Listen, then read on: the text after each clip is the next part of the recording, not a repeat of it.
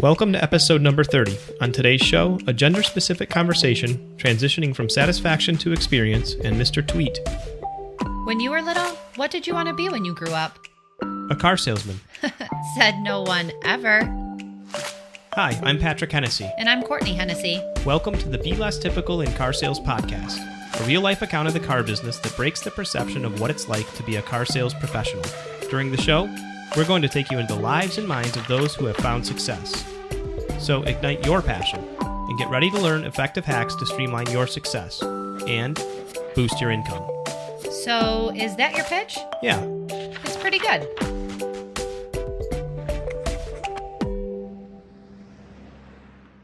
Before we start this episode, we have an announcement for you. If you've listened to our last episode, you know that there are some big changes going on in our lives. We're moving across the country, selling our house, trying to find a new place to live. I'm traveling a ton for work, and things are just really busy. So this week's episodes, yes, there will be two, are going to round out season number 2 of Be Less Typical. But don't worry, we'll be back soon. And while we're on break, we'll still be actively looking for new guests. So if you know someone or if you want us to share your story, reach out to us. In addition, we're looking to take a few detours as we make our way south. So if you're listening and are en route from Michigan to Florida, be sure to send us a note. Kinney Landrum, you're already on the list. And now, episode 30 of Be Less Typical. I'm browsing my LinkedIn feed the other day and run across an article titled, "The Appointment of Mary Barra as Head of GM Matters to Female Dealer Customers. Here's Proof." I'm intrigued, so I continue reading. It's an editorial piece, and when I get to the end, there's not a doubt in my mind who it's written by. It's Roger Conant, or perhaps you've heard of him from his Twitter handle, @HerAuto, @HerBuick @HerBuick. The list goes on. Roger is a steward of gender-specific communication and training. Before we get into what he's up to now, let's journey back to when he was a young lad, back when he had aspirations for another industry. I wanted to be a television cameraman. He's not sure how he came up with that vision, but he remembers with clarity that's what he wanted to be. However, he never wanted to be in front of the camera. Yeah, I've always thought of myself as kind of a guy who likes to be behind the scenes and kind of stage things, get people right together that need to be together, and then I like to go off somewhere and watch it in privacy.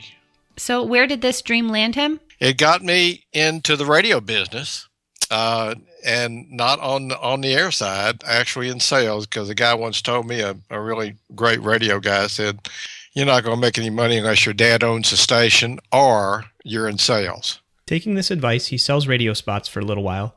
Then he moves into infomercials, and then ended up in real estate, car sales, you name it. Roger is clearly not afraid to try new things, and I would even say he's a born salesman.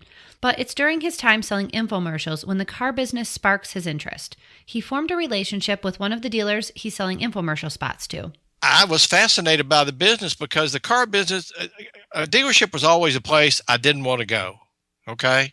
And the last place I wanted to appear. That was just how I came into the awareness of the car business.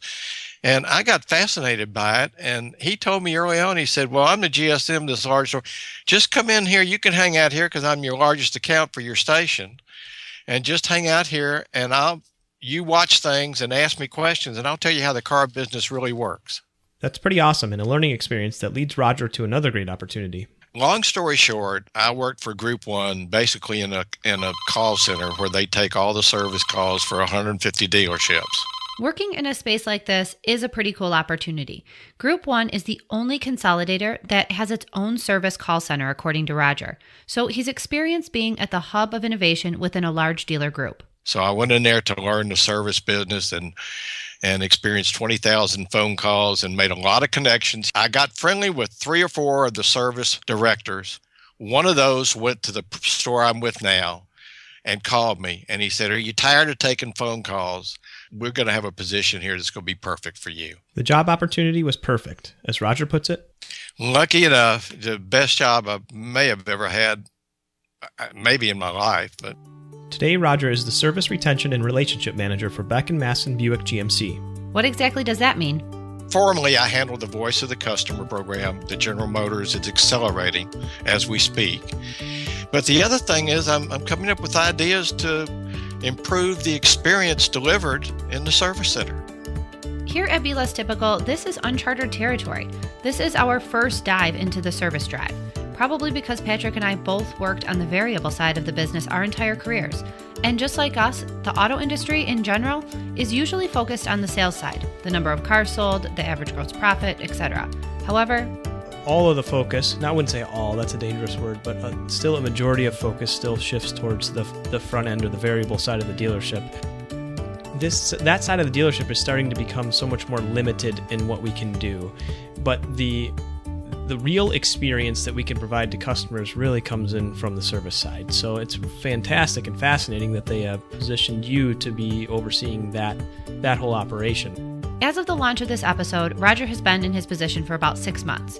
However, that's not to say he doesn't know what he's doing. Remember, he took 20,000 phone calls over 2 years in Group 1's call center. Those calls consisted of 3 main types. Number 1, the customer's initial call into the service department. This could be to make an appointment, ask a question, etc. Number 2, status calls. Customers looking for an update on their vehicle that's in for service. And number 3, a hodgepodge of others, from customers looking to buy a new car to customers who were transferred incorrectly to... We did so much for this. We shielded the service center from everything, from heat calls to recalls to, it was just great. And they were all car customers and they're future car buyers, Roger spent time on each call. He didn't just answer and transfer and move on. He recognized them as an opportunity to learn and seized it. And I always listened on the other end. Whenever I passed a call to an advisor or anybody else, I told my boss, who's my friend too, that I'm going to listen to the conversation after I pass the call. So I got to see that engagement. It just gave you an incredible insight, just an incredible insight. And I don't know how to describe it. It was like going to class and getting to study how people, mainly their fears, their apprehensions. As an aside for all of you managers listening. Yeah, I think that's a fantastic approach because we've of course gone through and listened to varying department phone calls just for coaching opportunities and ongoing improvement. Hard to find time for that, but how much better is it to just actually take the time to listen in on a call, as long as it's the proper way to do it. But that way you're getting real-time information. You can almost coach on the fly. It's not later on if there's some improvements we can make, etc. And this is important because our business, whether we're talking service or sales, is transitioning from face-to-face interaction to an online telephone experience. Yet our training and our people are primarily focused on the face-to-face part. So we need to begin making that shift and training our people on both. Just to construct a well-orchestrated telephone engagement. So he takes what he's learned from the call center, and when he starts his new job, he applies the same logic.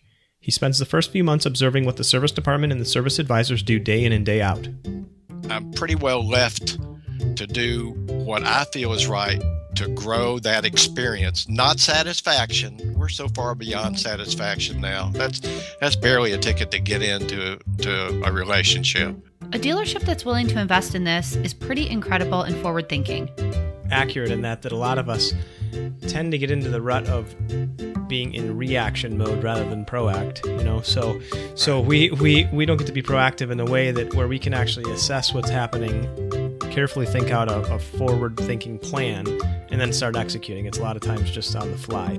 And bottom line, our industry, in terms of retail frontiers, needs to get better, from the manufacturer all the way down to the dealer. And so it's so competitive, and now you're going to have to get better. And yet I love this industry because there is so much opportunity for the future in the car business. It's the last large retail, big ticket entity that is still not where it should be. And furthermore, our consumers just don't understand our business. The mainstay customer really doesn't know how the car business works, either on the sales side or the service side, certainly, how many moving parts it has. And I tell you, I'll finish the story with the guy. After about a month of watching all the stuff around the car dealership, I came back in to him and I went, you know what? This business is not about logic. And he said, you are so right on, because you think it would be this way if you don't know the car business, and the consumers just don't know. They don't know how many moving parts there are to it. They don't know how many things happen. Look in service. I mean, oh my gosh, if we could just educate them a little bit more other than this in Walmart, okay? But we don't have time to do that. This is not meant to be derogatory. It's actually our fault as an industry. In terms of servicing a car, consumers don't know that you can't just go in if something breaks and return it, or think that the dealer will have the broken part on hand to fix it the same day. The dealership is not like Walmart. And I just think there's tremendous opportunity.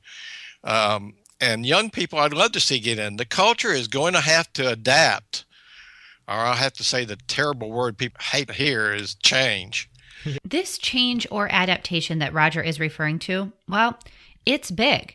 Not only do we need to change and focus on the customer experience in the service department, we also need to focus on the people working in our service department too. Because as we all know, the existing culture of that store can be, I'm going to use a nice word, challenging. Mm-hmm. Roger feels one of the most challenging parts is that the car business has got to get a little more less male oriented. And boy, when I say that, boy, am I starting to get, oh boy, look out. Here we come with diversity and gender and hot topics in today's world. However, this is something Roger has been working on for quite some time. In fact, in 1998, he hired an expert on gender-specific communication who wrote a book titled Gender Sell to come speak at the dealership. We'll link to the book in the show notes. Back then, it was a novelty. These days, it's a necessity. Mm-hmm. Interestingly enough, after the presentation, after she gave the thing, a young man raised his hand and he said, I'm real confused because I give the same great presentation to all my customers. Watching this, Roger's reaction was, uh-oh, we're not ready yet. Okay. It's going to be a little while. Didn't know it would be 15 years, but in the last couple of years, I've really seen this issue start to simmer. And because these issues are starting to simmer, Roger is back at it. We're in the midst of rolling out a number of things, gender-specific training.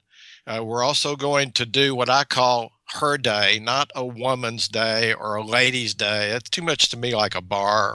We're going to do her day where we do something special aimed at the women and men too.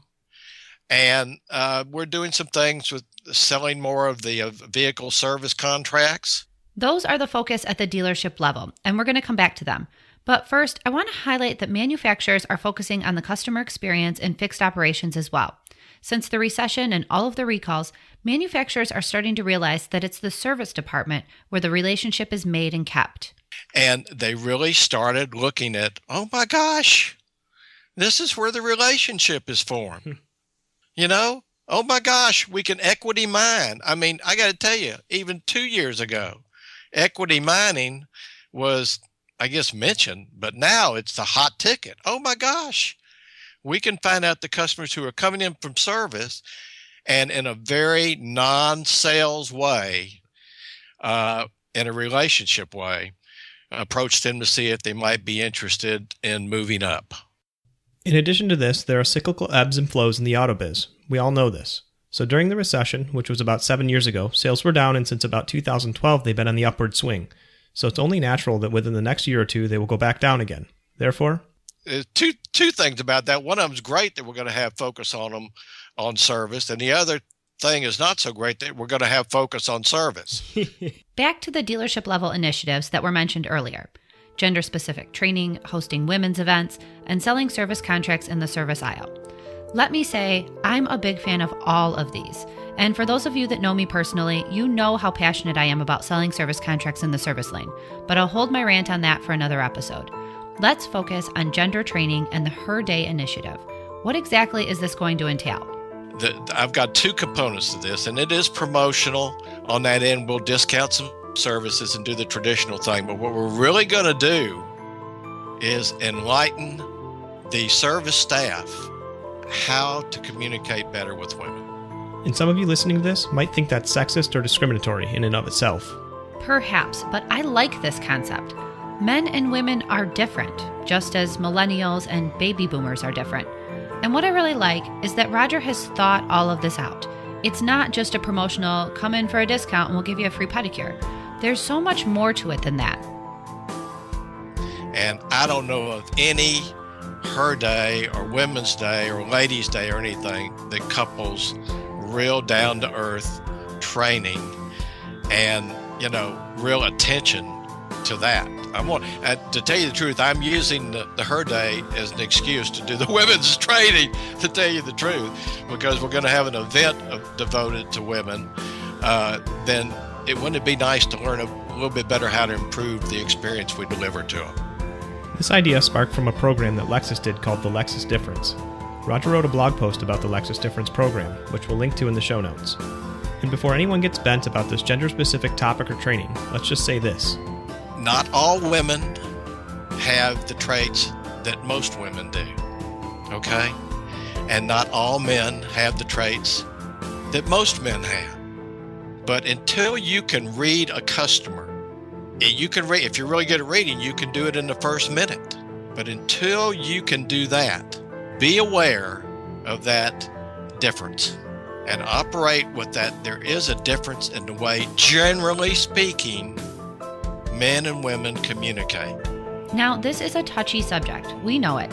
And I like to think that I'm one of the women in the world that are not like most women. Just listen to the Audi Experience episode where I take you through the purchase of my most recent car. But I will say, I do communicate differently than Patrick, and different from most men for that matter. And honestly, I want to be communicated with differently and treated differently too. So what's one of the training components Roger will have in his gender-specific training in preparation for Her Day? Now, one of the big things is listening. And I love it that I think the industry has pretty well said you need to listen, but you need to teach people how to listen, especially people like me. And by the way, I would get these 20,000 phone calls. I would find myself, even with as much knowledge as I have, with women customers on the other end saying, would you let me talk? And I should know better. We also want to mention that this event and training is a test. Think of it like a TV pilot show. Roger is going to test it out and see how people respond. So this is going to be rare, but it's not going to be worldly, and it's not going to be nationally. It's going to be me trying some things until I can get my feet on the ground a little bit with it and see that it really works and nobody ran off and we didn't lose our male customers. So just like we test anything out in our business, from social media campaigns to new car colors, this is no different. And he's planning to present the training in a matter-of-fact way. Present it in good or bad. It's presented as it just is, okay? And again, I do want to emphasize, not every woman acts a certain way, not every man acts a certain way, but until you know the type of person you're dealing with, you can pretty well accept some generalities when it comes to gender differences. Fair enough. We'll be sure to report out once Roger conducts the training and hosts the Her event to let you know what the outcome is. But speaking of social media, somebody my age is definitely out of the demographics for being Mr. Tweet, okay?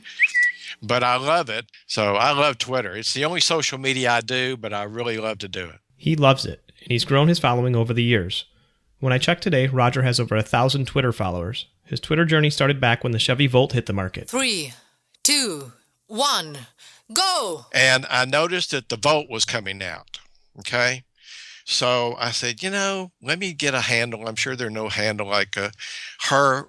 And my big thing is Her Auto. So I do Her everything, okay? Her Impala, Her Lexus, Her, because nobody really fools with that too much. And don't anybody ever listen to this try to get somewhere, because I bought all the URLs. Every time I get the feeling down or need a little lift, I buy a URL from GoDaddy, okay?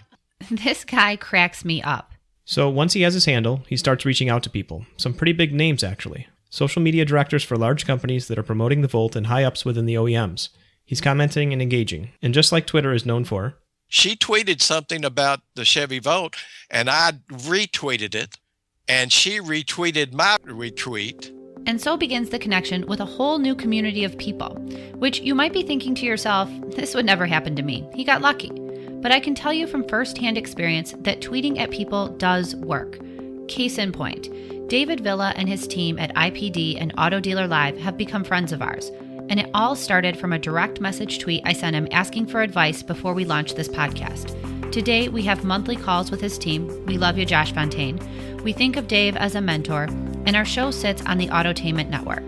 All because of Twitter. It's amazing what 160 characters can do. Twitter opens doors.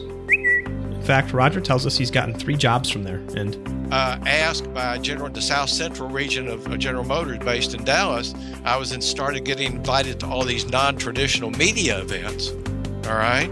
And so I do that in Houston, or I'd go up to Dallas and whatever, and all these writers and traditional media were there, and here's me, her auto or her Chevy Volt or her Chevrolet or whatever I was strategizing at the time.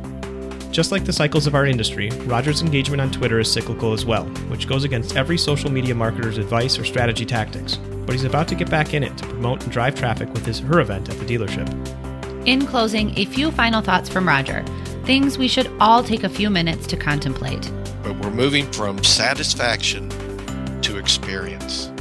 And that one word describes that move, and that is an emotional connection. All right? An emotional. The word care. How do you show you care to a customer? Care. How do you help them be comfortable? You know, other surveys have shown with women, especially in service, that they're satisfied, but they're not comfortable. So we're getting on a higher plane, and I think GM sees this as much as a big company can. Just keep those words in mind, you know, experience and not satisfaction. Thanks for listening, and a special thank you to Roger Conant of Beck & Maston Buick GMC for being a guest on the show. For show notes, go to belesstypical.com/030. You can find all previous episodes on iTunes, Stitcher, or our website. Wherever you listen, please be sure to subscribe. 2 items before we sign off. Number 1, please take a moment to share our show with your friends, family, and coworkers. Sharing is caring, and we appreciate your support. Number 2, if you or anyone you know are conducting car sales in a less typical way, please reach out to us. We want to hear your story, and there's a chance you could be featured on an upcoming show. Send me an email so we can connect. My email address is courtney@belesstypical.com. Our theme song is by the mysterious Breakmaster Cylinder. All episode editing and mixing is done by us, a couple of amateurs learning as we go. Behind the scenes. Just like the cycles of our industry, Roger's engagement on Twitter is cyclical as well, which goes against every social media marketer's advice or strategy tactics. But he's about to get back in to promote and drive traffic.